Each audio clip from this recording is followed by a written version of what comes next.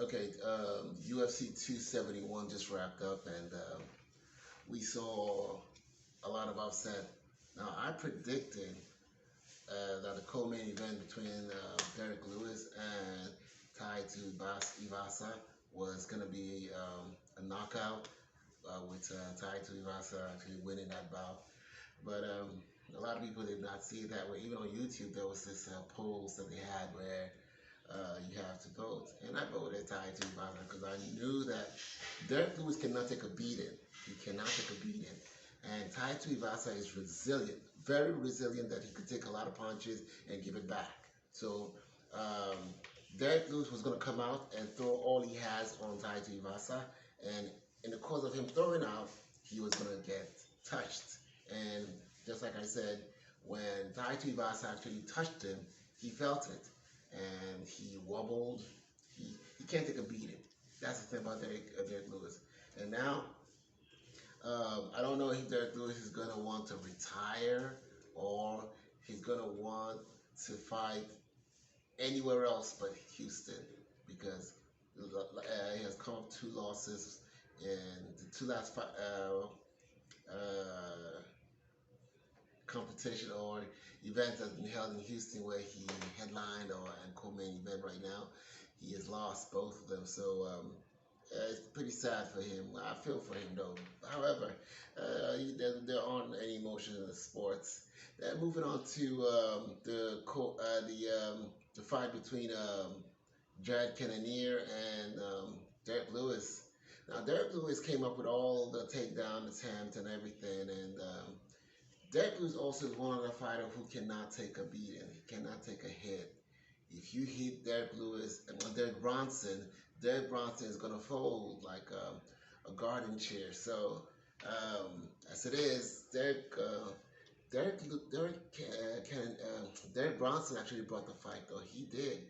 But round two, he became much slower because he was being hit a lot by Jared Cannonier. And at the end of the day, Jared Cannonier landed the killer punch, and that wobbled Derek Bronson, and Jared Cannonier capitalized on it and finished the fight. So, with that being said, we now go to the main event of the evening. I think that Rob Whittaker gave it all. He put himself out there. He threw out all the stops. He went for all the takedowns. But Israel Adesanya, with long limbs and a lot of takedown defense, is a takedown defense expert. He doesn't stay on the ground. He did his best to ensure that even when he was taken down, he did not stay down. As you can see,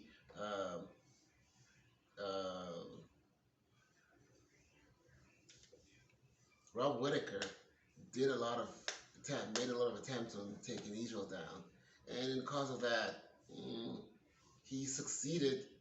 But Israel was too cerebral for him, was too technical for him.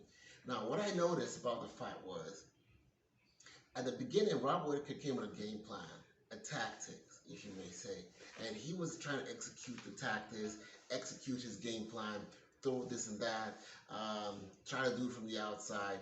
But when he realized that it wasn't working, tactics went out the window.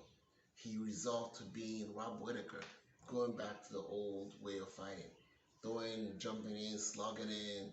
But he knew better not to always jump in, because jumping in too fast or constantly on Israel Adesanya is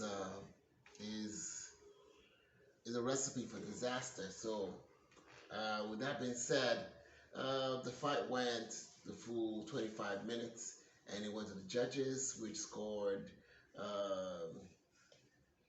46, 48, 49, yada, yada, yada. I don't actually keep the numbers, though. However, and still, the undefeated, undisputed middleweight champion of the world, Israel Adesanya, who is now 22-1 and has defended his title 4 times as the middleweight champion.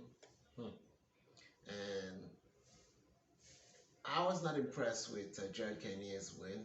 the fight, and I wasn't impressed with it. So it doesn't pose any threat to Israel Adesanya, and he wasn't even interested in it because he saw what they did, and if they've done good, he was okay.